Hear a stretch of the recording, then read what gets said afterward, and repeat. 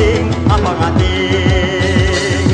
Биігің болып жұлдыз ұшқан, жүрегіңде жашасын Қырғызстан. Билік намыс атамекен, ай қайрат қошоқ қайратыңа. Урматтуу қалай қалқ, мен ойлаймын, мына ушул залда баарыбыз замандаштарбыз, баарыбыз бир ой менен жүргөн адамдарбыз, баарыбыз Өмүрбек Текебаевдин күйөрмандарбыз. Мен жаңы эле Өмүрбекке кирип, куттуктап анан келе жатамын. Өмүрбектин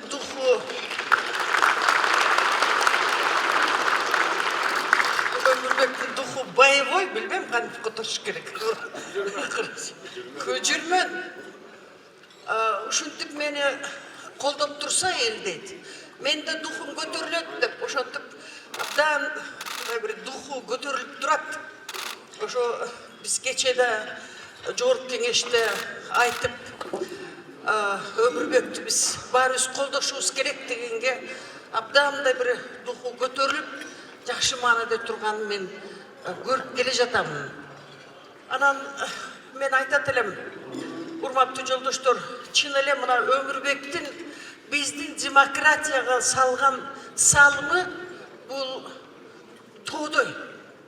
Биз баарыбыз бүгүн ошону сезебизби, сезе билебизби? Балким кийин кеч болуп калат. Бүгүн биз сезишибиз керек, билишибиз керек, көтөрүшүбүз керек Өмүрбекти. Өмүрбек балким жаңылгандыр кээ бир кезде. Бирок Өмүрбектин видениясы, Өмүрбектин көз карашы жалаң эле Кыргызстанда эмес, башка демократия жолуна туруп аткан өлкөлөрдү мына суктандырып алып кетип атат алдыга. Арменияда точно мен билем, Өмүрбек барып, ошо биздин тажрыйбабызды айтып берип, ошо жерде алардын оозуна ачылган болчу. Мына азыр Армения басып, чоң кадамдарды жасап, бизди суктандырып атат. Биз деле мына ушул жолго барабыз, түшөбүз деп мен терең ишенемин.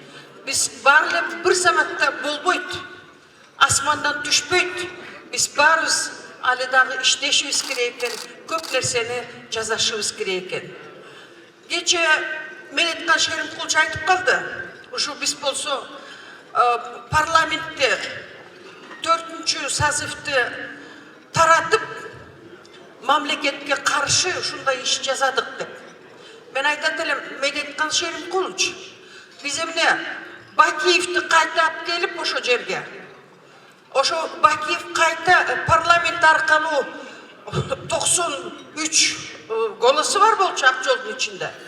Кайта ошо жерден Бакиевди кайта шайлап, өлгөн балдар болсо өлдү, аларды биз тирилте албайбыз деп, ошентип тиктеп карап турушубуз керек экен да.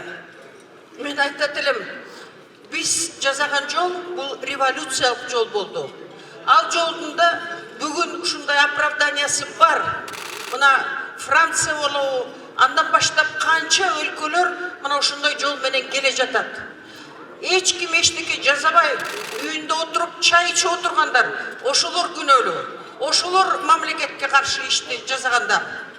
Качып жүргөндөр мамлекетке каршы ишти жасагандар.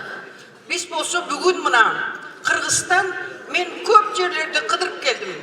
Деле токтободум ушу акыркы жарым жылда Азиядан Америкага, Америкадан кайта Азияга барып ушинтип тегерендим.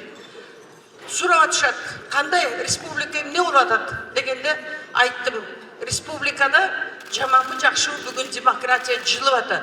Биз ошого көрсөтүп, чарчабай дагы иштешибиз керек деп. Мен ойлойм, биз баарыбыз күчүбүз бар, алыбыз бар, акылыбыз бар, иштешибиз керек. Өмүрбек Черкешевич мына 60-ка чыгып атат. Өмүрбек Черкешевичке бүгүн көп ден соолук каалап, мыкты ден соолукта жүрсүн, болсун. Өмүрбек көп жакшы китептерди окусун деп мен жаңы эле айтып келе жатам. Мына ошентип Эми болот экен ушундай испытаниялар. Бирок чыксын, биз болсо Өмүрбек менен али көп анын жакшы иштерине күбө бололу деп айтат элем. Мен ушу тостум пайдаланып, Өмүрбектин юристтерине баарына тазим айтат элем. Көп учурда биз мына саясатчылардын баарыбыз соттон өткөнбүз. Соттор менен беттешкенбиз. Ушундай учурларда туугандарың сөзсүз балет этет. Жолдошторуң тегеректе жүрөт. Бирок жалтыраганың эле, көзүң караганың эле ошо юристтер болуп калат экен. Татынакай акылдуу, билимдүү Өмүрбектин юристтик командасы болду. Ошолордун ар бирине мен бүгүн тазим айтат элем. Алар чарчабасын. Аларга биз болсо дем берели. Алар Өмүрбектин ишин аягына чейин жеткирсин деп мен каалайт элем.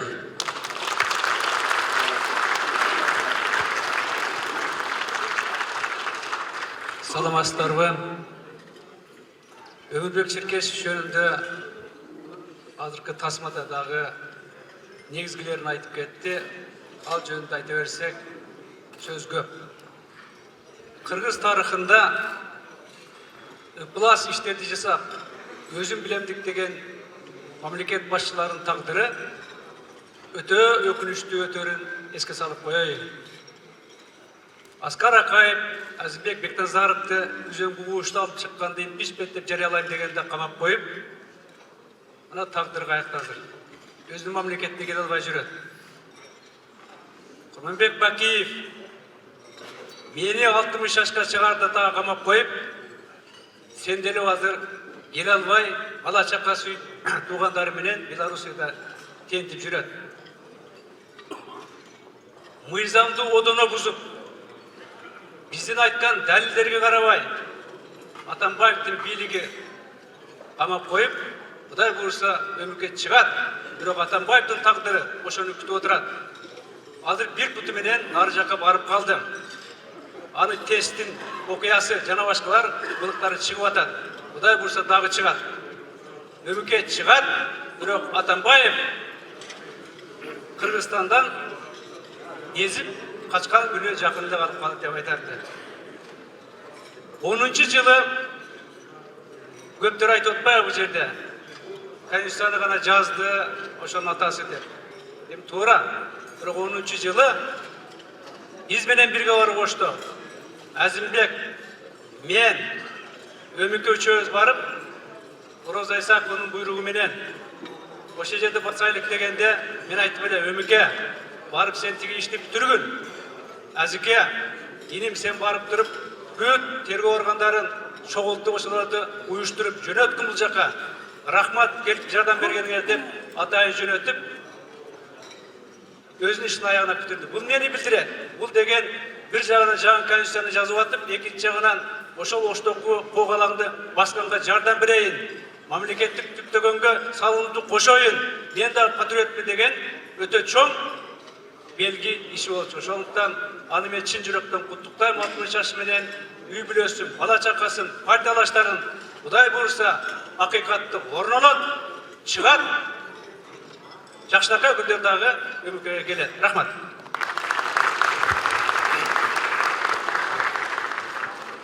Саламатсыздар, урматтуу мекендештер. Эң оболу ушул бүгүн баарыбыз келип, Өмүрбек Черкесовдун 60 жаш күнүндө өзү жок болсо дагы, ана жерде партиялаштары, коллегалары, курдаштары, жер-жерден келген коноктор отурушат. Эң негизгиси үй бүлөсү дагы толук айгүл менен, кыздары, балдары менен ушул жерде отурат. Ошол Өмүрбек Черкесовдун туулган күнү кут болсун. Мен кыскартып эле эки нерсени айтып кетким келет. Жана тасмада кичине датасын туура эмес айтып койду. 2007-жылы шайлоо болуп, аябай катуу сүйлөшүүдөн кийин Атамекен партиясы менен Акшумкар партиясы бирдиктүү тизме менен чыкканбыз. Биз ошондо жеңип, мен муну ачык дагы айта алам, жеңгенбиз ошол шайлоону. Бирок Бакиев, Садыркуловдор ошол убакта чийип туруп өздөрүнүн протоколун жазып, бизди парламентке киргизген эмес, соодалашып башка партиялар кирген, СДПК менен Коммунисттик партиясы. Анан ошо 22 декабрда биздин офисте штаб ошол жерде болчу, отуруп Байболов, мен, Чотонов анан өбүрөкчө кеш отурабыз. Куттуктап ошондой бир сөз айттым эле мен. Өбүрөк Черкешевич, биз элди кыдырып, шайлоону жеңип, элдин жүрөгүндө калдык. Ак жол болсо барып парламенттен орун алды деп. Ошол 22 декабрь болчу. Мен ошону эстейм. Экинчиси, мына бу жерде биздин Болот шер отурат. Дайыма Текебаев десе жанында Болот шер болчу. Дайыма Текебаев десе алыста отурган алда вакыт отурат. Дүйшөн Чотонов болчу. Аны дагы биз бүгүн куттуктап, ага дагы өмүр тилек, ден соолук каалап, анын дагы тез чыгып кетишин күтөбүз.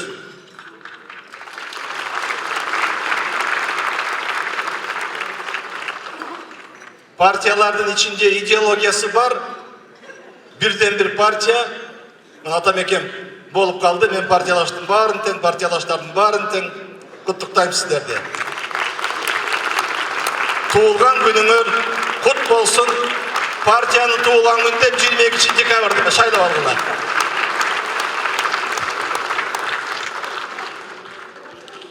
Урматтуу саналыштар, пикирлештер, мен да кыска эле сүйлөйүн. Мына Исмаил Исакович Кыргызстандын жаңы тарыхынын ачуу сабактары жөнүндө айтып кетти. Тилекке каршы бул дүйнөлүк тарыхтасындай эң эле улуу ойчул дүйнөлүк тарыхты философ изилдеген Гегелдин тарыхтын философия деген эмгеги бар. Ошол акырында келип жазат. Мен көзүм жеткен ачуучунун ушундай, тилекке каршы тарыхтан эч ким сабак албайт экен деп ошол менен бүтүрөт да. Муну айтып атканым Кыргызстанда да ошол акыбал кайталанып турат. Бүгүн өткөн туулган күндө мен терең өкүнөм. Себеби мына февраль айында мен атан я с тобой өмүркө деп бүт электрондук каражаттарга жарадым эле. Ошо Өмүрбек Черкешев күзүндө декабрда 60ка чыгат. Биз адамгерчилик кылып, туура эмес ишти түзөтүп, мына жаңы бийлик келди. Ошонун жолдору бар. Анын механизмдери бар деп мен баарын көрсөттүм эле. Иштерди колдонсо, караса болот деп. Мен өкүнгөнүм, биздин азыр жаңы бийлик, урматтуу жогорку кеңеш, азыркы президент дагы эгерде чындап ниети болсо, жакшы максатты көздөсө, ушул маселени чечип койсо болмок. Мен терең өкүнгөнүм, мына ал азыр арабызда жок, тиякта отурат. Ошон үчүн мен Айгүлгө сөзүм акырында, Айгүл үй бүлөм менен дагы белди бекен бугула. Ал мен жазганым кыска гана жер болчу, а мен алда чоң кылып жазганмын. Жаңы эле китебим чыкты. Ошонун ичинде өмүркөнүн бүткүл өмүр жолу, анын баскан жолу, ичмерлиги мен колмон келишинче кеңири чалдыргам. Анын сага акырын берип койсом. Бар болуңуздар, бирок өмүркөм мен терең ишенем, жакындарда арабызда болот. Улайым ошондой болсун.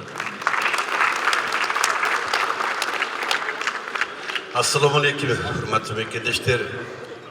Кыргызда бир жагымдуу да жагымсыздуу нерсе бар да. Мактасак, биздин тилде айтканда өлөрчө мактап салабыз. Жамандасак, андан да иттей өлөрчө жамандап салабыз да, тепкилеп. Ушул биздин Кыргыздын улуттук бир каныбызга сиңип келген, илгертен келе аткан нерсе. Өзүбүздүн жакшыбызды да тирүү кезинде сыйлай албайбыз. Ошол бара алдында турганда, эмгек кылып атканда да сыйлай албайбыз. Анан өлгөндөн кийин мактап беребиз. Муну айтып аткан себебим Өмүрбек эмне үчүн жатат? Ошонун баркын билбеген үстетет. Баалай албаганыбыздан жатат, урматтуу мекендештер. Саясатта Кыргызда дайым ушундай болуп келген. Кече 80 жылдык деди, мен туура эмес деп айтпадым, өзү 90 жылдык өткөрүш керек. Ошол биринчи автономный областты түзгөн ошол Текебаевге окшоп тургандар да ушундай болуп 10 жылдан кийин атылган. Андан кийин бир топ жылдан кийин анан кайра мактап чыкты. Мына ошолдон сабак алган жокпуз. Эгемендүүлүк доордо 27 жылдын ичинде биринчи президенттин да курмандыктары бар, экинчи президенттин дагы, үчүнчү президенттин дагы. Керек болсо азыркы президенттин да курмандыктары бар. Качан президенттиктен түшкөндө аны айтабыз. А президент турганда айта албайбыз. Ошондуктан мен Өмүрбек айтат элем. Саясатчы болдуңбу? Ушундай тагдырга кабыл болууга даяр болушуң керек. Кыргыз саясат эмес, дүйнөлүк саясат ушундай. Айгүл саясатчынын аялы болдуңбу? Сен чыдашың керек. Кайраттуу болушуң керек. Мына Топчубек Тургуналиевдин аялынан үйрөнүшүңөр керек. Кабак кашып дебей жегем жүрдү. Саясатчынын үй бүлөсүнө дагы, өзүнө дагы так ушундай тагдыр бурган. Ошон үчүн саясатчы, ошон үчүн элдин башында, элдин алдында жаманатты, жакшы, орундуу, орус ушактарга кабыл жүрөт. Бирок ошого үй бүлө да чыдаш керек, саясатчы өзү да чыдаш керек. Өмүрбек чыдады, качып кеткен жок. Керек болсо ошол түрмөдө жатты, саясатта биз дарабызда жүрөт. Бирок кеткен бийликтин кемчилигин азыркы бийлик 3 күн мурда тастыктап койду. Өмүрбектин иши кайра каралбайт деп айтты. Амнистия менен чыгат деди. Бул туура эмес. Мен курултайда да айтылатынды айткам.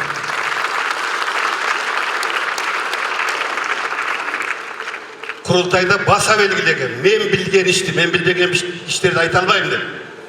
Мен билген иштеп Текебаев менен Чотонов иштерин айткам. Ондогон жаңа ачылган жагдайга негиз бар деп. Азыркы генеральный прокурорго инем, коллегам деп кайрылдым. Тиякты карап отурбай, президентке сен жеткирип бар, көтөрүп бар. Мына ондай жагдай бар экен деп. Анын курултайдын жыйынтыгын 3 күн мурда кече күнү уктук. Бизге берген жооп. Реформа боюнча да жоогун уктук кече күнү. Ошондуктан урматтуу мекендештер, биз өзүбүздүн ушундай чыгаан инсандарды, тарыхый инсандарды качан сыйлай бир келгенде, урматтай билгенде, мына ошондо биз улутка айланабыз.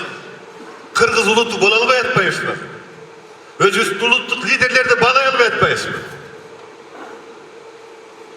Мен Кудай кааласа Өмүрбек, сен ал жактан чоң сабак алып чыгасың.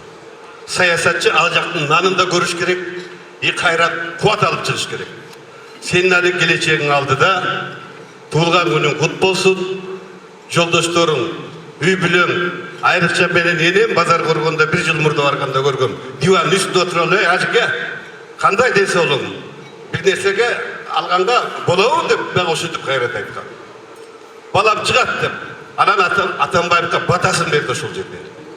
Мына Атамбаевка ошол элемдин батасы жетти. Бата берген. 1 жылга жетпей азапты көрдүм. Мына көрө баштады азабын. Дабалабайлы. Жана мен айткандым, ушу жамандасак өлтүрө жамандайбыз дегенде ушул бир жакты болбойду. Ошондуктан мен өмүккө чыгасың, арабызда болосуң, аз калды. Бирок сен амнистия менен чыктым дебей, духуңу түшүрбөй, сен баары саясий туткун деп элиңди тааныды. 47 саясий коомдук уюмдун өкүлдөрү келип сени саясий туткун деди. Сен саясий туткунсуң. А саясий туткун керек болсо мына Исмаил Исаковго окшоп, Топчубек Тургуналиевге окшоп, Феликс Шаршембаевге окшоп, Ишенбай Кадырбековге окшоп, мына ушул жерде бардыгы отурат. Ана кейде мага тийишип атпайбы өткөндө бир депутат. Бектердин, зектердин курултайы деп. Да, ошол зектер али саясатты аныктайт керек болсо. Сен биздин катарыбыздасың, зектердин арасындасың, аман бол. Мен өзüm Кытайдын казагымын, Кытайдан келген, 20 жыл болду Казакстанда турам. орысша түсінбегеннен кейін Қырғызстан, Өзбекстан, Әзербайжан туысқан республикалардың күнделікті жаңалықтарын көріп отырамын. Содан өмірген енді білеміз ғой бұрыннан, естиміз атын. Соңғы 2 жылдың қарсаңында күнде көріп, осы оқиғалардың бәрін жүрегімізге сіңіріп отырдым өз басым. Халық екіге жарылып тұр. Мемлекеттік телеарна тағатқаннан кеш батқанша жамандайды. Сен табір кінәлі әйтеу жан сақтап шындықты айтып жатады. Енді Өмекенің бүкіл жұмысын көріп отырған адам ол кісіге бір ауыз тілек айтпау, ол мүмкін емес жүрегі бар адамға. Сосын енді ақынбыз, Құдайға шүкір. Поэма жаздым. Оқыған боларсыздар, мандасыз президент деп. Бірақ Өмекен мынандай жағдайға ұшырап, сайлауға түсе алмай қалғанда біраз өкіндім. Осы бекер жазған екен, мандасыз қалып қалар ма екен ағам деп те ойладым біраз. Бірақ Құдайға шүкір, Өмеке сол түрмеде жатса да сіздермен бірге осы Қырғызстанды басқарып отырған сияқты сезіледі. Сондықтан мен сенем, Қырғыз елінің болашағы өте нұрлы. Біз Қазақстандағы қазақтар, шеттен келген қазақтар, өзіміз елбасымыздың командасындамыз. Президентімізді жақсы көреміз. Біздің президентіміз сіздерді де жақсы көреді. Көмегін беріп жатады. Сондықтан Қырғызстанда айтады ғой, демократияның отаны деп, оның басында Өмеке тұрады ғой. Сол демократия бізде де бар, Құдайға шүкір. Егер ондай демократия болмаса, мен 2 рет төңкеріс жасаған Өмірбек Шеркешев туралы поэма жаза алмаған болар едім. Ол туралы сөйлей алмаған болар едім, Құдайға шүкір.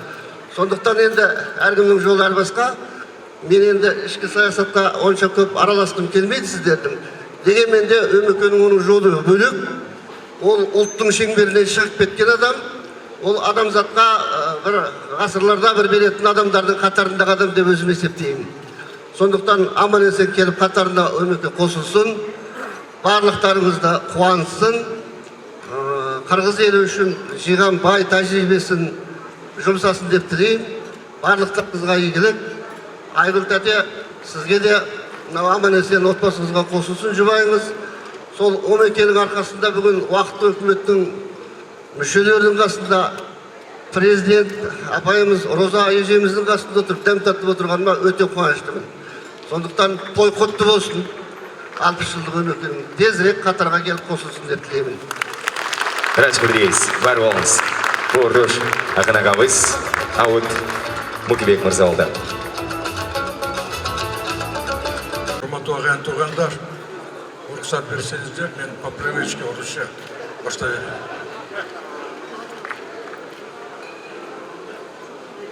Сегодня я считаю такой необычный день, который, безусловно, войдет в историю нашей кыргызской демократии. Никогда еще в истории не было, чтобы юбилей отмечали без человека, который здесь живой, но который здесь не присутствует. Это первое. Второй момент. Я считаю, что этот день, он как бы еще раз перед Новым годом подчеркивает всенародное признание того, что Умурбек Черкесович осужден без вины виноват. Потому что сегодня, кто здесь присутствует, это, так скажем, те люди, которые представляют и политическую элиту Кыргызстана, представляют все слои нашего народа. Они своим присутствием подчеркнули, что не суд решил, кто виноват или он виновен, а народ решил.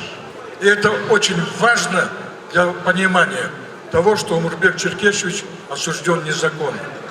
И следующий момент, который сегодняшний день подчеркивает, что отмечается не трагедия, отмечается то, что этот человек незаконно осужденный, и он показывает, что есть оптимизм вот в том, что происходит сегодня вот с ним, с его семьей. Почему это не трагедия? Видимо, так судьба распоряжается, что какие-то моменты бывают, когда понимаешь какое-то значение каждому событию. И то, что так произошло с Омурбеком Черкесовичем, это означает, что это все в жизни происходит не случайно. И, видимо, то, что вот семья, я смотрю, здесь вот сидят его дети, дочка сидит, которая очень активно выступает в социальных сетях, которая повзрослела буквально вот за этих 2 года, дети стали намного взрослее. И более того, я хотел заметить, что, наверное, не случайно, что так судьба распорядилась, что Омурбек Черкесович находится сейчас, так скажем, в местах не столь отдаленных. Это идет проверка. Как мужчины говорят, проверка на вшивость. И вот эту проверку Омурбек Черкесович с честью выдержал. И это означает, что, как говорится, для него это в будущем, вот эта закалка ему поможет. Нельсон Мандела отсидел очень много, несколько, буквально больше 20 лет. И даже он говорит, что иногда он жалеет, что у него не хватает времени на раздумья. Омурбек Черкесовичу, видимо, надо было судьбой распорядиться, чтобы он это время использовал для того, чтобы знать, что делать дальше. У него большое политическое будущее. И, может быть, вот эта закалка ему, его семье поможет, чтобы он преодолел новые вершины своей жизни. Я считаю, что Омурбек Черкесович, как мужчина, мы с ним встречались, он себя ведет достойно. А вы сами знаете, кто находится в тех местах, там нет авторитета.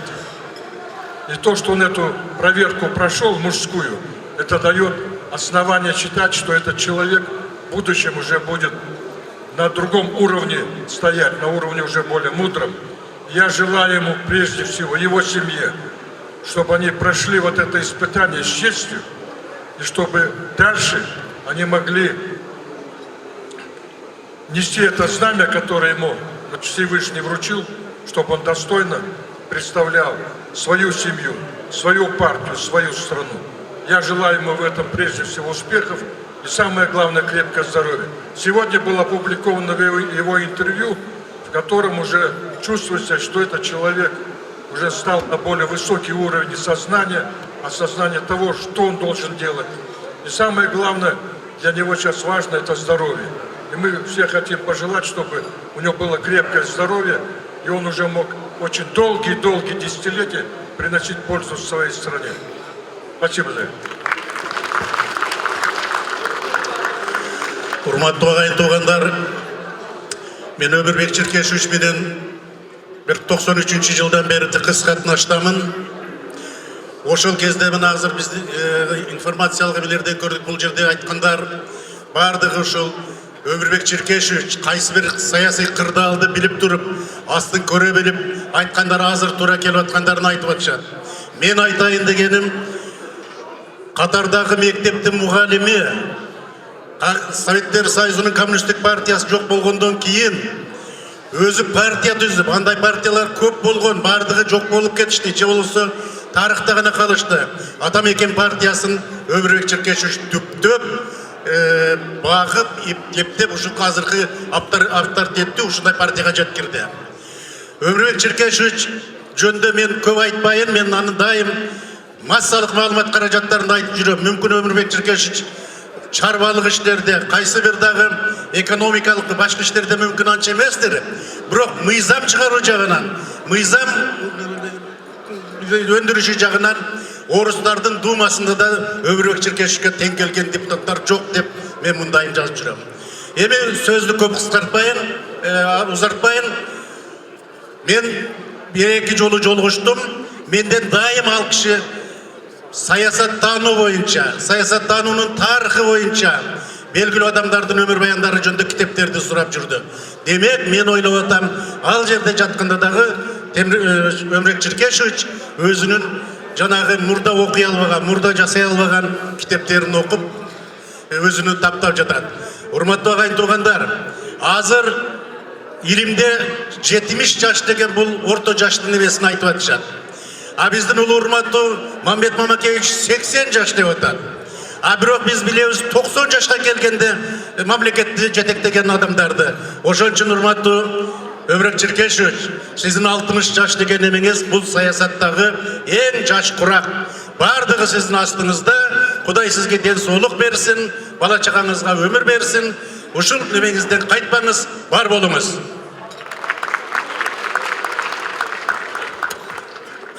Саламатсыздарбы, урматтуу бүгүнкү ошо мааракенин катышуучулары.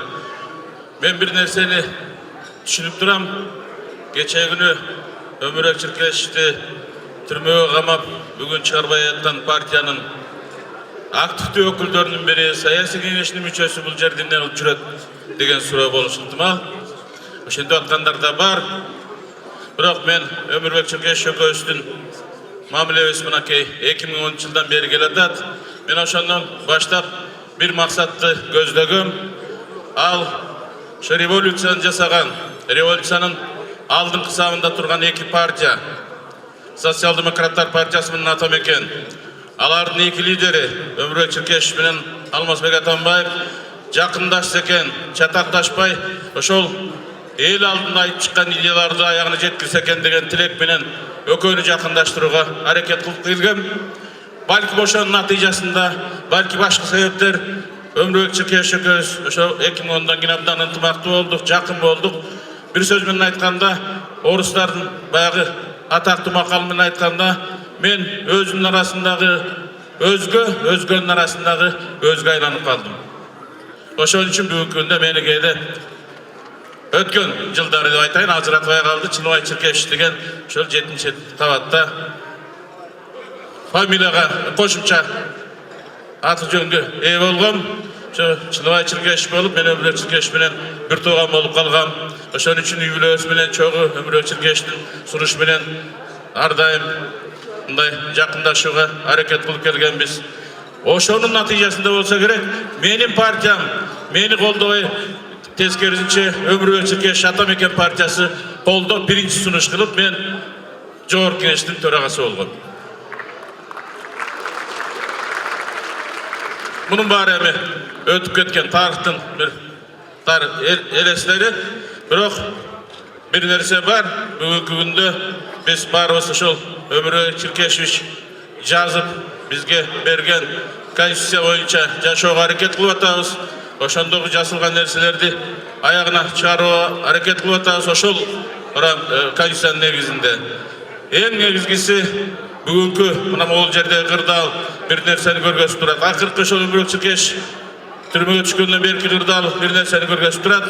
Жалпы элдин ичинде, Кыргыз мамлекетинде Өмүрбек Черкешевдин өзгөчө орду бар экенин, Өмүрбек Черкешев элдин жүрөгүнөн орун алганын, элдин сүймөнчүктүү, эл ишенген уулуна айланганын көргөзүп турат. Буюрса, жакында Өмүрбек Черкешевди өзүбүздүн арабыздан көрөбүз деп бекем ишенебиз. Өмүрбек Черкешевдин өзүнө чың денсаулык, узун өмүр каалайм, үй бүлөсүнө ар дайым жакшылык каалайм. Урматтуу бүгүнкү салтанаттын катышуучулары, урматтуу коллегалар, көптөгөн сөздөр айтылып атат. Жана ар бир сөз башталганда Өмүрбек Черкешевич абакта деп айтышып атпайбы? Адамдын денеси кайсыл жерде болгондугу маанилүү эмес. Адамдын жүрөгү кайсыл жерде. Өздөрү бул жерде отуруп, жүрөктөрү абакта болгондордон Кудай сактасын. Жүрөк абакта калган жаман. Адам деңиздин астында болобу, же асманда болобу, кайсы жерде жүрсө дагы жүрөгү эркин болуп, каалаган сөзүн айта албаса, каалаган пикирин айта албаса, жетеленген малдай болуп жүргөн, өткөргөн өмүрү бул өмүр эмес. Кыска өмүрлөр болот, кыска жасаган жумуштар болот. Мына ошол тарыхта жарык этип жанган жылдыздай болуп кала берет. Ошондуктан жанагы абакта жатат, аякта жатат, биякта жатат дегендерди мен айтам да, адамдын жүрөгү эркин болсо, ал жашоонун рахатын сезе берет. Кайсыл жерде экенине карабастан. Мен баарыбызга кааларым ушул, жүрөгүбүз эркин болсун. Ар бир нерсени убагында айта билели. Ар бир нерсе ачуу болсо да, таттуу болсо да айта билели. Мына ошол көз ирмемдердин турган жашоо, бул жашоо. А калганы жаныбарлар деле жашай берет, курсагы тойгон жерде, суу ичкен жерде, жакшы жаткан жерде жашай берет. Адам менен айбандын бир айырмасы ушул, өзүнүн көкүрөгүндөгү сөзүн айта билүү.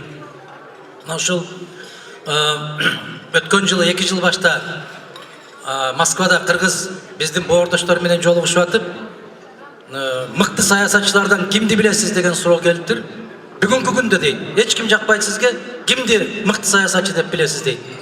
Мен айттым, бул Ишембай Кадырбеков менен Өмүрбек Текебаев. Саясатчымын деп жүргөндөр көп. Алар көп, бүгүнкү күндө аябай саясатчылар көп Кыргызстанда. Серепчилер да көп. Эмне үчүн дейт, мага кийинки суроо берип атат. Текебаев сизге ушунчалык каттуу каршы чыкса дагы, сиз Текебаевди мактап атасыз дейт. Бул билесиздерби, биздин заман кандай заман болуп калды? Жаман көрүү деген жаман көрүү эмес. Жаман көрүү көз караштардын кагылыштары, позициялардын ар кандай болушу. А инсан катарында сурап атпайсыздар сиздер. Мыкты саясатчы ким деп сурап атасыздар. Ошондуктан ким болсо дагы, маселен, сабатсыз досума караганда сабаттуу кайчылаш пикирде жүргөн киши мен үчүн эң кымбат киши ошол. Бул ушул позиция куттуу болсун. Айгүл дайым жакшылыктардын үстүндө, мен жана айттым, Алла аман койгон болсо, алдыда көптөгөн жакшылыктар бар. Ошол жакшылык күндөрдү баарыбызга жараткан Алла бирге көрсөткөндү насип кылсын. Рахмат. 60 жылдык той куттуу болсун. Ийгилик, жакшылыктар. Алдыда жакшылыктардын баары. Рахмат. Саламатсыздарбы, урматтуу мекендештер. Бүгүн чынында эле абдан чоң окуя. Биз бардыгыбыз сыйлаган, бардыгыбыз урматтаган Өмүрбек Черкешевичтин 60 жылдыгы. Улуу физик Генрих Герц биринчи жолу электромагниттик толкунду кармап бүт дүйнөгө дүңкүлдөп атканда окуткан, мектепте окуткан мугалим айткан экен. Бул Генрих каяктан жүрүп бул физикага барып калды, барбаш керек эле, бул таланттуу эле, бекер кылыптыр. Эгерде мен окуткан токар иши боюнча, ошо боюнча кете турган болсо, андан да качып түшпөк экен деп. Көрсө мугалими токарлык ишке окуткан экен Генрих Герцти. Азыр ошо Генрих Герцтин жашаган иштери боюнча көбүнчө жашап атабыз дегендей болсо керек техникада. Мен да айтат элем, мен үчүн бактылуумун деп ойлойм. 1988-жылы Өмүрбек биринчи эмгек жолун Ош мамлекеттик пединститутта физик лаборант болуп баштаган. Мен анда Эстониядан келип, илимдин кандидаты болуп, экөөбүз 3 жыл бир бөлмөдө отуруп иштегенбиз. Ошондо эле Өмүрбектин кандай адам экендиги, келечеги кандай боло тургандыгын ошондо эле айтчубуз, аксакалдар айтчу, биз айтчубуз. Эми баягы ар ким өзүнүн тагдырын тандап алат экен. Мен толук айтам. Ошол кезде эле илимдин кандидатынын деңгээлинде өзүнүн ой жүгүртүүсү бар болчу. Илимге барам деген, ал турсун мени илимий жетекчи болуп бересиз деген ушундай бир жакшы ойлорубуз бар эле. Кийин саясатка барды. Биз баягы дежур сөз кайтара айта беребиз, талант көп кырдуу деп. Ушунун баардыгын Өмүрбек өзүнүн турмушунда өзүнүн таланты менен көрсөтө алды. Мынакей азыр саясаттагы эң алдыңкы авангардтагы өкүлдөрдөн болуп турат. Ошондуктан бул саясат жөнүндө мен көп сүйлөгүм келбейт. Өмүрбектин ошол аналитикалык ой жүгүртүүсү, анын алгоритм түзүп ар бир иштерге, анан кийин анын үстүнөн өзүнүн баягы юриспруденция боюнча алган билимин кошкондун өзү баа жеткис чоң бир эбегейсиз бир чоң таланттын ачылышы болду. Ошонун баардыгы Өмүрбекке кут болду, Өмүрбектин куралы болду. И ошону өзүнүн элине жеткире алды. Ошондуктан бүгүнкү салтанаттуу күндө биринчи кезекте Айгүл айланайын силерге, бала чакаңар менен 2 уул 2 кызды тарбиялап, Өмүрбектин изин, Өмүрбектин ушу басып өткөн жолун артында ушундай балдар тургандыгына мен абдан чоң кубанычта болом. Моменттен пайдаланып мен Дүйшөн иниме дагы чың ден соолук каалайм. Аны дагы биз окутканбыз, биз студент болчу. Ошондуктан бүгүнкү күн баардык ушу прогрессивдүү, демократиялуу көз карашта болгон ой жүгүрткөн адамдардын майрамы, юбилей деп ойлойбуз. Менимче бул Өмүрбектин азыркы абалы, Дүйшөндүн азыркы абалы сөзсүз кыргыз элинин алдында жыргалчылыкка алып келе турган замандын ушул чоң адамдарына дагы өбөлгө түшөт. Булардын өмүрлөрү узун болсун, келечектери кең болсун, кыргыз элинин арасында өзүнүн ушундай таланттуу иштери менен жүрө берсин. Рахмат. Урматтуу бүгүнкү катышуучулар, вне всякого политического контекста. По-человечески мне очень жаль, что моих два любимых братьев Инилерин сегодня сидят в тюрьме. Самое, что, понимаете, вот вызывает сожаление, что отправил этих людей в тюрьму самый большой криминал нашей страны. И судьбу этого человека до сих пор мы не можем решить. Это первое. Второе. Я считаю, что вот посмотрев на этот зал, можно было бы немедленно отпустить Өмірбека и Дүйшенкула. Мы будем ждать. Может быть, скоро примут такое решение. И последнее. Я думаю, что часы тикают сегодня в пользу Өмірбека. И это важно. Спасибо.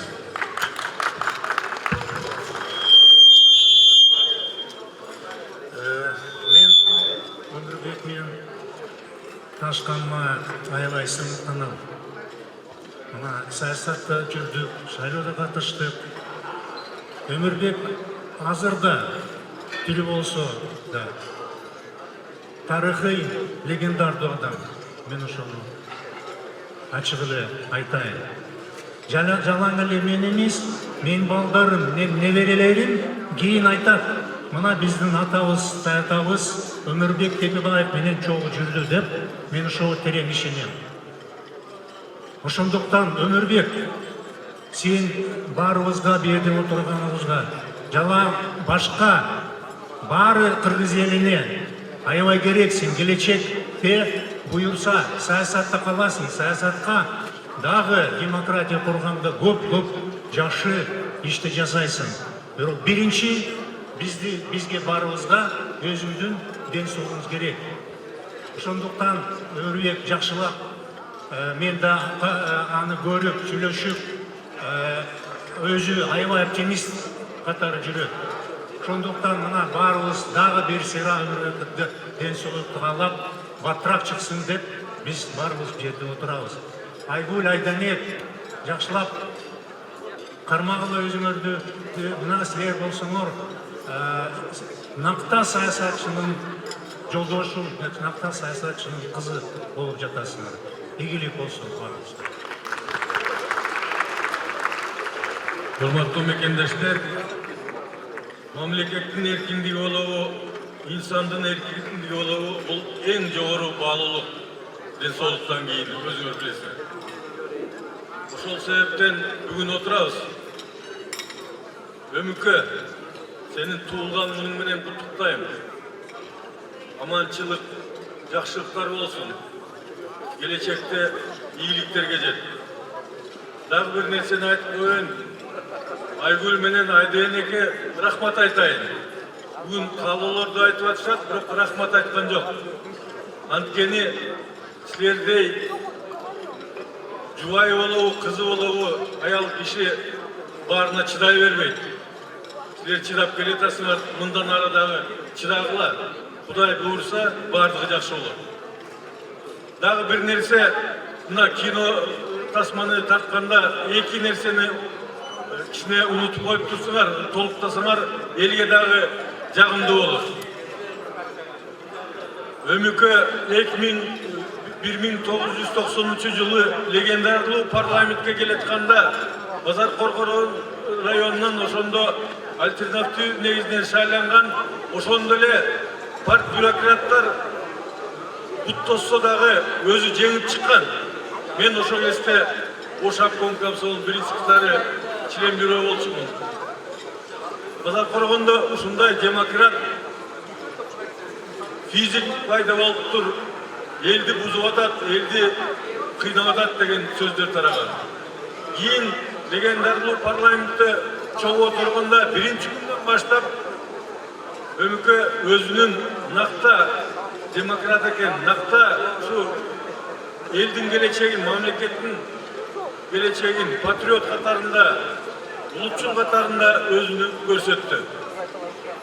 Ошон үчүн Өмүкө камалгандан кийин мен айткам площадьта Өмүкөнүн өңү Кыргызстандын демократиясынын өңүндөй деп. Ошон үчүн мен ойлойм, мына буюрса, урматтуу мекендештер, ийгиликтер болот, жакшылыктар болот. Баарыңыздарга ийгилик, жакшылыктарды каалайм. Урматтуу коноктор, бардык жаш колор айтып атат. Мен ошол өмүрөгүнүндүн тартылыгынан батка отуруп кетишин каалайт элем. Ошого колубуздан келишинче биз аракет иштерди жасап жүрөбүз. Жакында эле мына курултай өткөрүп, ошо курултайдын бир талабы Өмүрбектин иши жагынга ачылган жагдайлар болсо кайта каралсын деп туруп, чечим кабыл алып, биз президенттикке чейин жөнөттүк элек. Кечеөнкү президенттин маалыматында ал бардыгын келип туруп мунапыска тагап койду. Ошого байланыштуу биз кечинде кайта чогулуп курултайдын аткаруу комитети атайын билдирүү жасап, бүт прессага тараттык. Муну жаңы жагдай боюнча иши кайта каралсын деген эме менен. Ошондой талабыбызды мына курултайдын аткаруу комитети дагы да улантат. Колубуздан келишинче Өмүрбекибиздин тарткылыгын бошоруна колубуздан келишинче салым кошобуз деген тилектемин. Үй бүлөңөр бардыгы аман болсун. Тиги Өмүрбектин жанында жаткан саясий туткунда азапта турган балдардын бардыгы тез арада биздин арабызга кошулсун. Рахмат. Байкадыңарбы парусын атамекендин флагын кылып, кайка түшкөн жаны бирди. Азыр düşün bulçadan ömüküm жалгыз sıratpay ada çok oturat. Men anda sözü versem düşünceden sürüyaydı. Арыбаңыздар бүгүнкү маарекенин катышуучулары. Негедир соттолгондун арасында көптөгөн таланттуу адамдар кезигишет экен, алардын арасында зергерлер да бар, жыгач усталар да бар, сүрөтчүлөр, скульпторлор да кезигет экен. Бир колониянын ошондой адамдардан турган чыгармачыл топ эми жетекчиси ким экени белгилүү болуп атат. Атайын бүгүнкү мааракеге ушул белекти жөнөтүшкөн экен жасашып. Менин оюмча кеме бул жаңылануунун белгиси. Бир курсту багытка алып бир жолго кетип аткандын белгиси балким. Турмушта болор, келечекте боло турган өзгөрүүлөрдүн белгиси. Мен кааларым ушул жаңылануу, өзгөрүүлөр жакшылыкка бурулсун, Кудай буйруса шамал өзгөрүп, биз дагы бир күнү баарыбыз чогулуп, боштондукта ушу биздин жолдошторубузду менен чогуу бардыгыбыз ушул жерде дагы маарек өткөрөлү, Кудай буйруса. Анын кааларым Өмүрбек Шекешевичти жана ошондой эле камакта отурган саясий туткундарга мен ден соолук каалайм, кайраттуулук каалайм. Өмүрбек Шекешевич Кутман 60 жаш курагы менен албетте дүйшөнүн атынан да өзүмдүн атымдан да куттуктайм. Баарыңыздарды келе жаткан жаңы жылыңыздар менен кааларым үй бүлөңөр бүтүн болсун, бекем болсун. Ушул турмуштагы жакшылыктардан кем болбоңуздар. Куттайбыз. Мен Бектур Асановдун жубайымын. Тагдырдын буйругу экен. 3 жылдан бери ушул сыноону башыбыздан өткөрүп атабыз. Эң негизгиси бекем ден соолук каалайм. Өмүрү узун болсун. Эми бул сыноону биз татыктуу эле баштан кечирип атабыз деп ойлойм. Анан ай буйруса күч кубат тилейм. Эми аман эсен батыраак чыгышсын. Жаңы күч, жаңы дем менен чыгышат го деген ойдомун.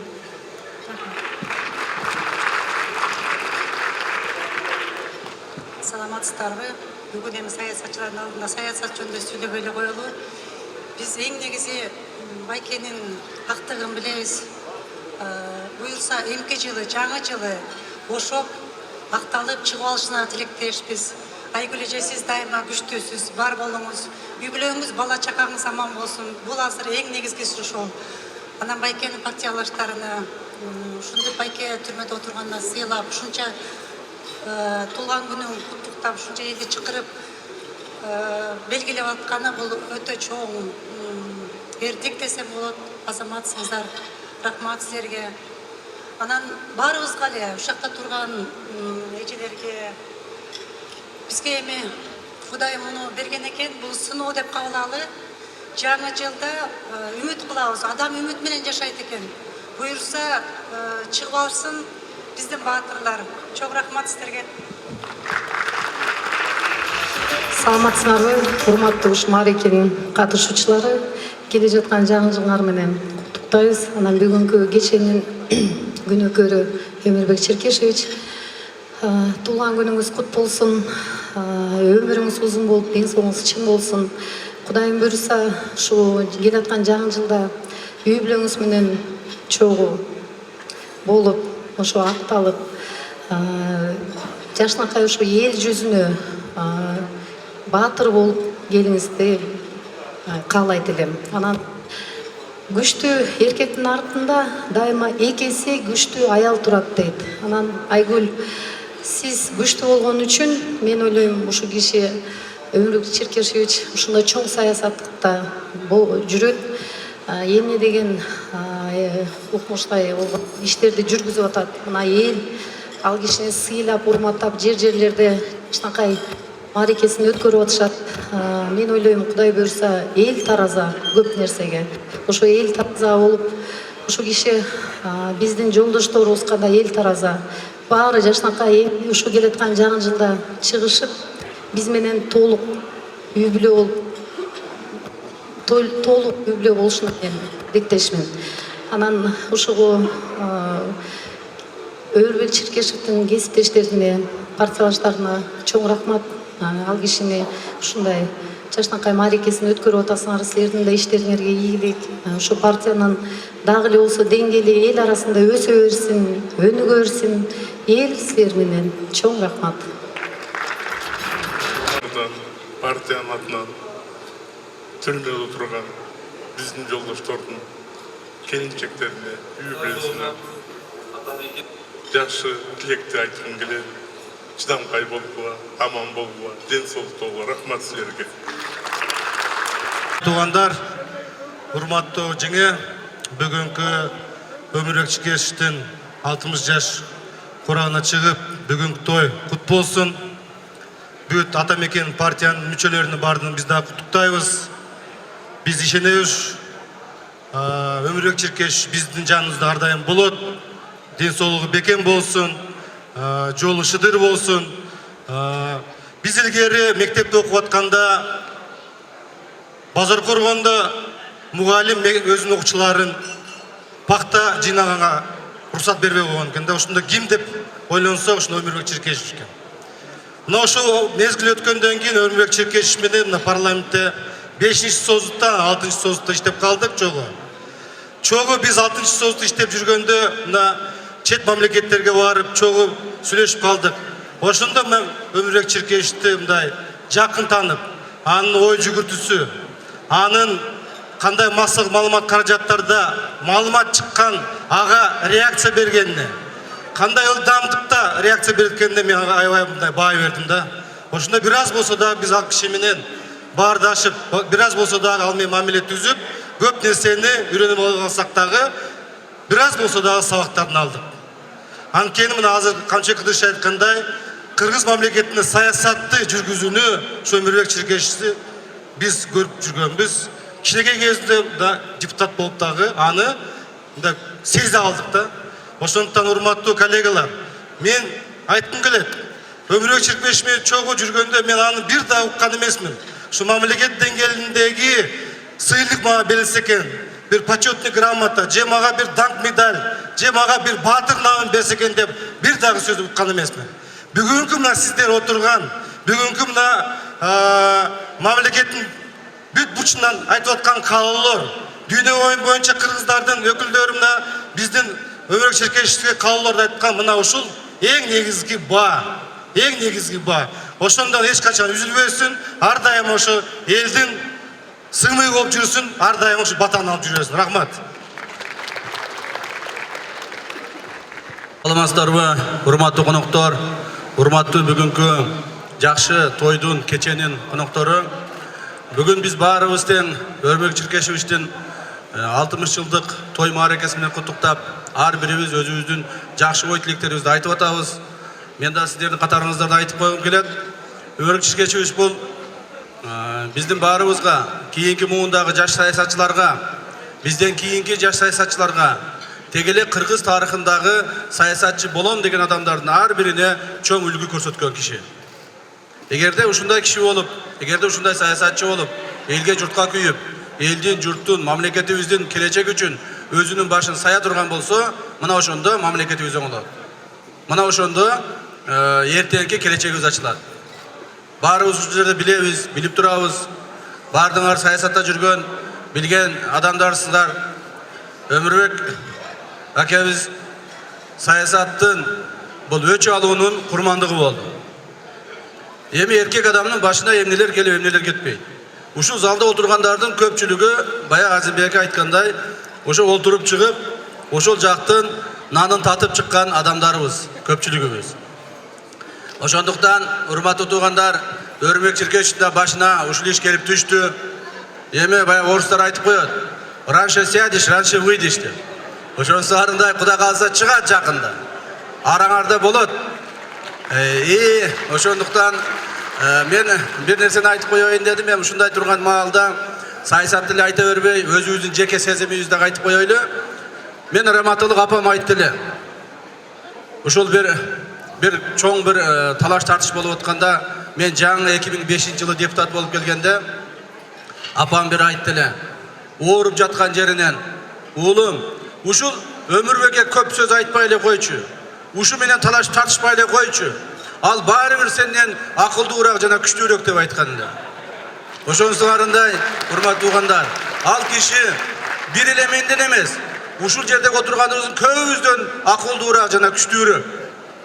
Биз ишенебиз, ал киши Кудай кааласа элдин арасына кошулуп, элге, журтка, мамлекетибизге үй бүлөсүнүн алдына келип, жаркылдап жайнап жүрөт дегенди Алла Тааладан суранабыз. Рахмат баарыңыздарга. Өмүрбек Чиркешевичти ким тааныбайт? Кенедей балдардан баштап карган ата апалардан бери тааныйт. Кээ бирөөбүздү тааныбашы мүмкүн, бирок кичинекей 6 жаштагы баладан сурасаң дагы Өмүрбек Чиркешевичти тааныйт. Бул кыргыз элинин Өмүрбек Чиркешевичтин эмгегин баалаган, аны көргөн, аны жакшы жасаган иштерин, кыргызга өткөн эмгектерин билген адамдар. Мына 1 жылдан бери Өмүрбек Чиркешевич абакта жатса дагы, анын аброю ого бетер өстү. Элдер айтып атат, мына Өмүрбек Чиркешевич илгери биз убагында айтканбыз, эмне үчүн эле чыр чыгара берет депчи. Эми айтып атат, Өмүрбек Чиркешевич жок, парламенттин аброю жок, өңү жок турбайбы? Өмүрбек Чиркешевич чындыкты айтчу турбайбы? Ал эми парламентте азыр көбү артын качырып, коркуп аткан турбайбы? Кээ бирлерде эми парламенттин өкүлдөрү, сиздер капа болбоңуздар, бирок чындык ошондой болуп атат. Бүгүнкү күнү Өмүрбек Чиркешевичтин тааныган эл андан беш-бетер өстү. Өмүрбек Чиркешевичтин баркы бүт дүйнөгө билине баштады. Ошондуктан бүгүн Өмүрбек Чиркешевичтин маарекеси менен куттуктаймын. Өмүрбек Чиркешевич буйрса чыгат, Өмүрбек Чиркешевич дагы буйрса парламентте дагы отурат. Өмүрбек Чиркешевичти эли дагы мындан ары сыймыктанып билет. Аны аябай чоң эмгегин даңазалайт деп ишенемин. Урматтуу туугандар, бүгүн мен ойлоп атам, бир чети кайгылуу күн болсо, муну дагы эске алыш керек. Бир чети бир кубаныч болуп атат. Мен парламентке аппаратка 25 жашымда келиптирмин. Ошо жаш адис болуп келгенде парламенттин жүзү бир өзүнчө бир күзгү болчу да. Ошол жерде биздин агайларыбыз Усубалиев, аталарыбыз Масалиев, Текебаев, Доронбек Садырбаев деген агайларыбыз иштечели. Көп адамдарды көрүп, ошо кээ бир адамдардын жүрүм турумунан ушу жаш биз ошо кезде жийиркенип, кээ бирлерин үлгү катары көрчү элек да. Мен ойлойм, бүгүн баарыбызды ушу чогултуп аткан Өмүрбек Чиркешевичтин жөн эле саясатчы эмесинен эмес деп ойлойм да мен. Бийик адам болгон үчүн чогулуп атабыз. Бүгүнкү күндөгү көп саясатчыны элдер эстебейт деле. 5 жылдан кийин, 10 жылдан кийин, 20 жылдан кийин унутуп деле калат. Бирок бүгүнкү күндүн каарманы, бүгүнкү күндүн баатыры Өмірбек Черкесович Текебаев, мен ойлойм, 10 жылдап, 100 жылдап кыргыз эли унутпайт. Ошол үчүн бүгүн ошол бир чоң бир окуянын дагы бир кичинекей бир бөлүгү болуп атат деп ойлойм. Барыңыздарды ошон үчүн бүгүнкү байрамыңыздар менен Кыргызымда ушундай баатырлар, ушундай үлгүлөр көп болсун.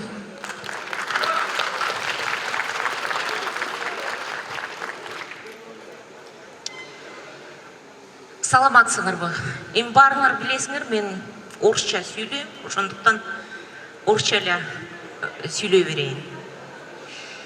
Вы знаете, когда я сегодня зашла в сегодняшний зал, да, у меня было такое своеобразное чувство, я была несколько удивлена составом, потому что здесь собрались настолько разные по калибру, статусу, по идеологии, вчерашние противники, сегодняшние друзья. И все пришли в знак уважения к Омурбеку Черкесовичу. Это говорит об уникальности Текебаева. В чем уникальность Текебаева как политика? Мне кажется, в том... Урматтуу мекендештер, урматтуу Өмүрбек Черкесовичтин жакындары, ушул залда отургандай баарыңыздардай Өмүрбек Черкесович менен биз дагы жакындыгыбыз бар. Чогуу 2 сөз иштеп калдык. Мен макулмун азыр Камчыбек Кыдыршаевичтин энесин айтканына. Камчыбек Кыдыршаевичтин экөөбүздүн тентектигибизди, экөөбүздүн баатырлыгыбызды кошкондо дагы Өмүрбек Черкесовичтикине жетпейт. Аны биз признаем, чындап, чын дилинен айтып беребиз агабызды, баатырлыгын. Өмүрбек Черкесовичтин бир сапатын айтайын. 2010 жылы депутат болуп келип калдык, чогуу Өмүрбек Черкесовичти спикерликке сунуштап калдык, 5-чи созуп. Өмүрбек Черкесовичти ошол спикерден биз өткөзбөй койдук. Ошол окуяга мен күбө болгонмун. Ошол добуш бербей койгондордун бирөөсү менмин. Өмүрбек Черкесовичтен кийин мен алдына барып айттым: Өмүрбек Черкесович, саясатта чоң кетирген катаамдын бирөөсү ушу болду. Эгерде сизди спикер кылганыбызда бүгүн мамлекеттин курсу башка жака бурулмак. Чыныгы демократия, чыныгы парламентаризм өнүкмөк. Биз ошого тетири кетишине салымыбызды коштук. Убакыттар келет, мен сизден карызмын, ошол карызымды сөзсүз кайтарам деп айтканмын. Бирок аны мен кайтара элекмин. Мына күбө болосуздар, кайсы бир мезгилде менин колуман бир келип калат, саясатта өмүрүбүздү берсин, саясатта дагы болуп турсак, өзүмдүн карызымды кайтарам, сөзсүз. Өмүрбек Черкесович мени кечирди ошондо. Алтынбек, сен жаштык кылгансың, силерди пайдаланып коюшкан. Мен сага эч кандай претензиям жок. Иним болуп жүрө бер. Өмүрбек Черкесовичтин ушундай бийиктиги кечиримдүүлүгү менен, баатырлыгы менен айырмалат бардыгыбыздан. Эгер анын ордунда башка киши болгондо өмүр бою кечирбейт, Алтынбек сенга көрсөтөм дейдилер. Ошондуктан ал кишини биз катарыбызда көргүбүз келет. Биздин катарыбызга биз ишенебиз келип, саясатта дагы көп бизге акыл насатын, бизге жол көрсөтөт. Ал кишиге ден соолук каалайбыз. Ал кишинин ооруганга бүгүн укугу жок, ал оорубаш керек, мамлекетке керек. Биз ал кишини дагы кайталайм, признаем, ал киши биздин агабыз, ал киши биздин жол көрсөткүч агаларыбыздын бири. Саламатсыздарбы, урматтуу бүгүнкү тойдун катышуучулары. Мына бизге чейин ушул мамлекетти 26 жыл тарыхында түптөөгө салым кошкон агаларыбыз, улуу инсандар өздөрүнүн Өмүрбек Черкесович менен үзөңгүлөш жүргөн кездеги жумуштагы анын сапаттарын бардыгын баса белгилеп атасыздар. Мен дагы бул кишини адам катары сыймыктанып, улуу саясатчы катары ушу 90-жылдардан бери биз бала кезден сыймыктанып жүрөбүз. Бул кишинин кантип депутат болгону, президенттикке ат салышкан 2000-жылдардагы, ошол убактагы жана бийликтин каршысына туш болгондору бардыгын көрүп, негиз идеал тутуп жүргөнбүз. Бүгүн Өмүрбек Чиркешевдин ушу басып өткөн жолун экиге бөлүп мен карайт элем да. Биринчиси 2010-жылга чейинки Өмүрбек Чиркешевич. Бул баягы принципиалдуу, айтканынан кайтпаган партия түзүп, биз союздан бөлүнгөндөн кийин биздин система, башкаруу формасы кандай болорун, мамлекеттик түзүлүш кандай жашаарын, бул жаңы эрежелерин мамлекетке киргизди. Эч качан мен ойлойм 10-жылга чейин бул киши адашкан жок, жаңылган жок. Экинчиси 2010-жылы убактылуу өкмөт менен бийликке келип, оппозицияда жүргөн саясатчы бийликте бир аз башкача саясат карманды билесиздер. Конституцияны, баш мыйзамды жазып, 20-жылга чейин өзгөртүлбөгөн эрежелерди киргизип, бирок баш мыйзамдан дагы жогорураак ушу бир адамдын, бир бийлигин күчөтүп, мамлекетти кармоо максаты менен динозаврга айлантып алып, бүгүн анын өзү курмандыгы болду. Курмандыгы болду, ал катасын Өмүрбек Чиркешев сезип атса керек. Мен ойлойм, бул киши дагы Кыргызга көп салым кошот. Тарыхта жаштардын элдин эсинде принципиалдуу, алысты көрө билген, эриктүү, өжөр, анан эмгек менен ушундай чоң жетишкендикке жетерин далилдеген адам. Мен бул кишиге ден соолук каалайм. Дагы бир нерсесин урматтуу тойдун кашчылары айтып кетсем, мен дагы 47-чи колонияга барып, жолуктум Өмүрбек Чиркешев менен. Жолугуп, сүйлөшүп отуруп, анан башкаруу формасы боюнча кеп козгоп калдык. Конституцияны өзгөртөбүз деп жүргөн депутаттардын биринчиси эмнеси жакпайт деди. Мен айттым, башкаруу формасын өзгөртүшүбүз керек. Бизде же президенттик, же парламенттик таза башкаруу болсун десем, ал киши мага мындай деп түшүндүрдү да. Мен дейт, буну атайлап ушундай формада калтырган дейт. Биздин элдин менталитетин эске алып дейт. Себеби бир адам президент болса, анын шоферу дагы бир 5-6 жылда президентке айланат экен дейт. Эгерде өкмөт башы парламентке өрсек, премьер келип болса күчтүү. Ал ошо партиянын тээ кичинекей мүчөсүнөн бери президентке, премьерге айланат дейт. Ошондуктан мен башкаруу формасына бийликтин алдында конус койдум дейт. Жана 9 этаж үйлөрдү койгондо жер термелгенде деформация болуп тура тургандай. Эгерде күчтүү президент келсе, ал күчтүү президенттик башкаруусун күчөтсүн. Күчтүү парламент келсе, парламенттик башкарууну күчөтсүн. Мен баланс кылган деп түшүндүрдү да. Буну ойлоп отуруп, кээ бир чындыгы бар. Бул кишинин ушундай мыйзамды иштешине да аракетине мен бир чети моюнсундум. Анан экинчиден баа бердим да, бирок бизде бүгүнкү күндө мына кече дагы парламенттин 80 жылында аксакалдар айтты, бул баш мыйзамга кайтып келишибиз керек. Баш мыйзамдын атасы болгон Өмүрбек Чиркешевич дагы буну бүгүнкү күндө колдосо керек деп ойлойм. Ошондуктан Өмүрбек Чиркешевич, сизге ден соолук, үй бүлөңүзгө да амандык. Ушу сизди көтөрүп, ушундай оор саясатчыны бел тутуп жашап келген жеңебизге да рахмат. Сизге ден соолук, ушундай эртең тайбаңыздар, бала чакаңыздарга бакыт каалайм. Рахмат барыңыздарга. Аппак жумурткадай ак боо жебин элестеткен заманбап стилде жасалган ресторанда отурабыз. Кубаныч. Мен бир аз белгилеп кетким келет. Айрым жогоруда сүйлөгөндөр бир аз эскерүү формасында форматты эметип атат да. Бул эскерүү эмес, бул кубана турган күн. Биз бүгүн кубанышыбыз керек. Элдин уулу легендаға айланган жана уникалдуу личность, инсан өмүкө адыр четте турат. Убактылуу. Бирок ал убакыт өтөт, ал эл менен бир болот. Мен жакында бир айтып кетейин, өзүм эле азыр Өмүрбек Чиркешевич дарыланып аткан ооруканага кирдим. Мага тоскоолдуктар болду. 401-чи палатада жаткан жигиттер экен. Айттым, силер өзүңөрдү Өмүкөнүн ордуна коюп көргүлөчү.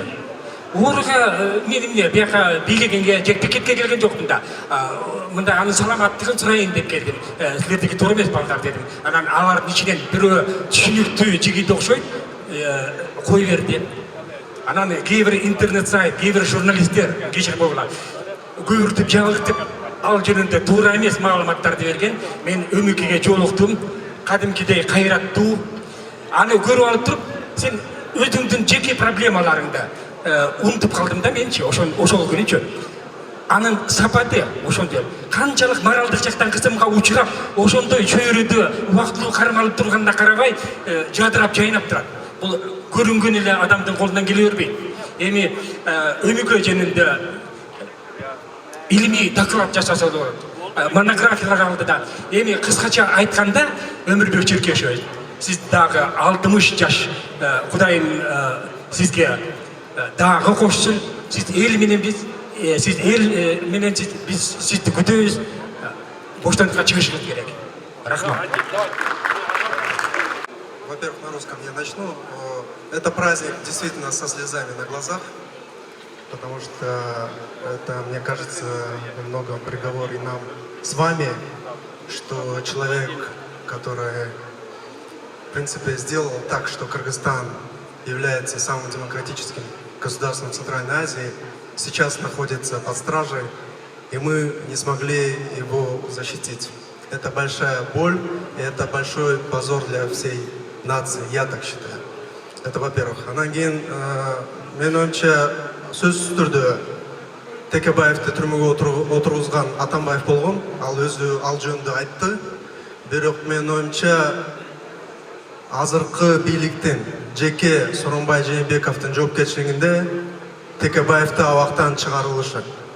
Анткени Текебаев менен Садыр Жапаров, Бекболот Алгарбеков, Кубаныч Кадыров, Бектур Асановдор абактан чыкпаса, анда Сооронбай Жээнбековдун соттук реформа деп жасаганы эч кандай жыйынтык бербейт.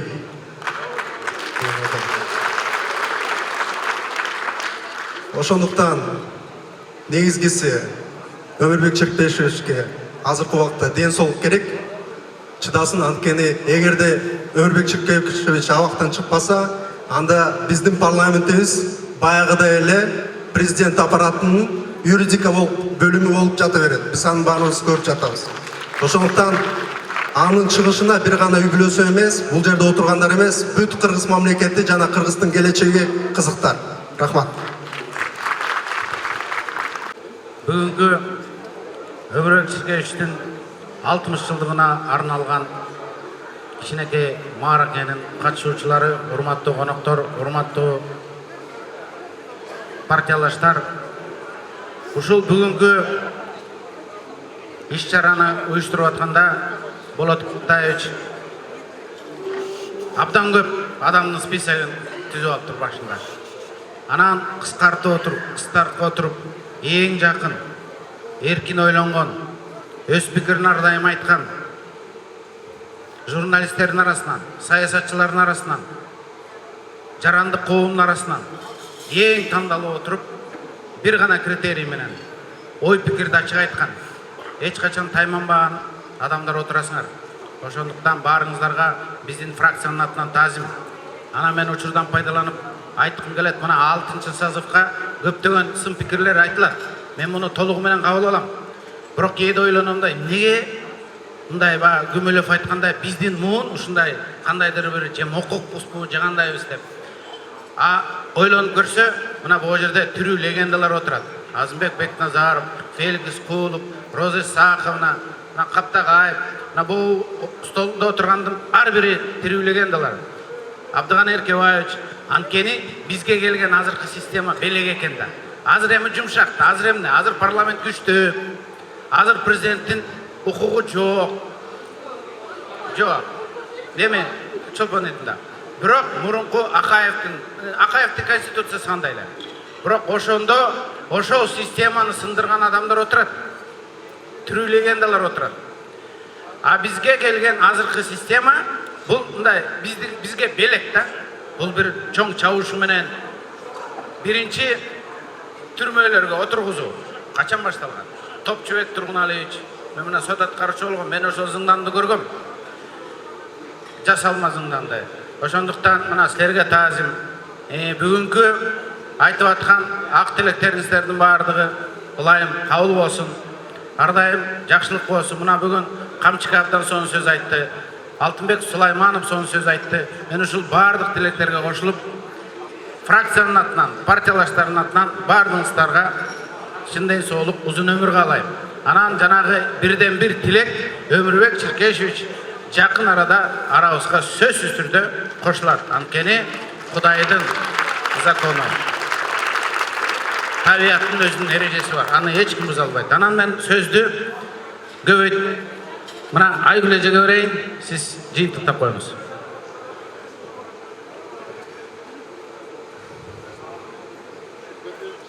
Кымбаттуу достор, кымбаттуу партиялаштар, кымбаттуу коноктор. Бүгүн бардыгыбыз Өмүрбектин 60 жылдык юбилейин белгилеп жатабыз. Тилекке каршы Өмүрбек азыр арабызда жок болсо дагы, Өмүрбек жаныбызда биз менен. Азыр көрүп жатабыз, Бишкекте эле эмес, Бишкек Кыргызстандын ар жеринде бул иш болуп жатат. Мен ойлойм, бул иш бир адамдын эмес, бир үй бүлөнүн эмес, бир үй бүлөнүн майрамы болбой эле коомдук иш болуп калды десем болот. Мен үчүн бул күн достуулуктун, тилектештиктин, туруктуулуктун күнү болуп калды. Өзгөчө ушу болгон иш бардыгыңыздардын салымыңыздар абдан чоң. Өзгөчө белгилеп кетсем, Асият Байнаны, Болот Шерди, фракциянын депутаттары, адвокаттар белгилеп кетейин. Ушу биздин үй бүлө үчүн эң кыйын кезде, ушу 2 жыл аралыгында бардыгыңыздар колдоо көрсөтүп келатасыздар. Сиздерге Өмүрбектин атынан, үй бүлөбүздүн атынан чоң терең ыраазычылыгымды билдирип кетейин. Бардыгыңыздарды жаңы жыл майрамыңыздар менен куттуктайм келе жаткан. Ден соолукта болуңуздар, аманчылык болсун, көп чоң тилектерди каалап кетмекчимин. Чоң рахмат сиздерге. Ушуга келип, убактыңыздарды бөлүп, Өмүрбеккө чоң жакшы тилек каалоолорду айтып кеткениңиздерге чоң таазим кылам. Рахмат. Ошондо бизге көпчүлүк керек эле. Мен ушул күндүн болушун билгенмин. Мен бүгүн 3 кишиге рахматын айткым келип турат.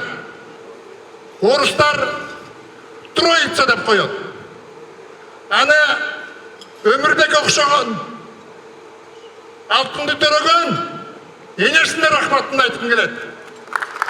Биздин бактыбызга төрөгөн, кыргыз элинин бактысына төрөгөн. Экинчиси, жакшылыкта, жамандыкта тилек болгон, бардыгына чыдаган Жубай Айгүлгө рахматын айткым келет. Үчүнчүсү, боюн көтөрбөстөн, кадырланбастан президент башы менен митингдерге барып, биз менен кошо соттордо Өмүрбектин жана башкалардын эркиндигин талап кылган Роза Исаканага рахматын айткым келет.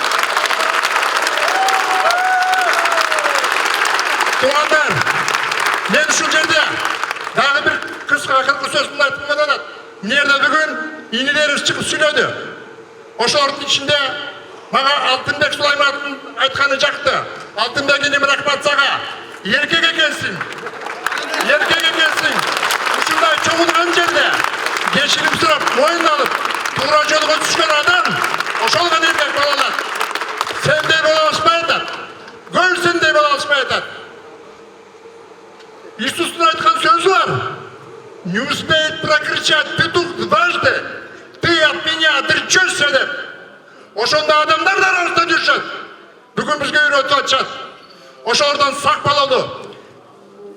Кече күнү Сооронбай Шариповдун сүйлөгөнү көбүңөргө жакпай атат. Конституцияны өзгөртпөйбүз. 13-жыл референдумда 20-жылга чейин өзгөртүлбөйт дегени. Мага жакты. Мага жакты. Мен түшүндүрөм кимге жакпай атканын. Кече күнү Өмүрбек Чекешевичте бардык соттордун инстанциясынан өтүп калды. Мага бошогон болбойт, бошотуп койсо эл көтөрүлөт деп чыккандар болду. Ошону Сооронбай Шариповге жабыштырып атышат. Андай эмес. Андай эмес. Эгерде биз ошосу эмен Өмүрбекти камаганда, мына бүгүнкүдөй болчу болгонубузда, ошондо аны бошотпойт болчу. Бошотот болчу. Мен силерге айтып коеюн. Атамбаев полный дурак эмес. Ал билген. Эгерде Текебаевди колдоп чыгышпаса, значит, можно и других ломать деп. Биз ошондой кылдык. Бирок эч качан жакшылыктын кечи болбойт. Мен бүгүн ушул жерге келгендердин бардыгына суранам. Мындан ары ар дайым бирге бололу. Эгерде силер конституцияга өзгөртүү киргизип аткан болсоңор, парламентаризмди чындап издей турган болсоңор, анда шайлоо кодексине өзгөртүү киргизгиле. 9% жанагы баштан тоскоолдукту, тосмону 2% кылгыла. Ошондо бардык партиялардын өкүлдөрү парламентке барышат, ошондо чыныгы парламентаризм болот. Дагы бир жолу Өмүрбек Чекешевич, Өмүрбек, сага бүгүн 60 жашка толду. 14 күндөн мен 60 жашка чыккан. Мен илгери арак ичип жүргөндө мени 4-чү микрофон Текебаев дешчиле. Мен ошо менен сыймыктанам туулган күнүм менен. Біраз білдірейіз. Бата сурап атат, бата суроо үчүн Өмүрбектин баласы аман тургу берсин. Амин. Амин. Амин. Бүгін мына барымыз Өмүрбек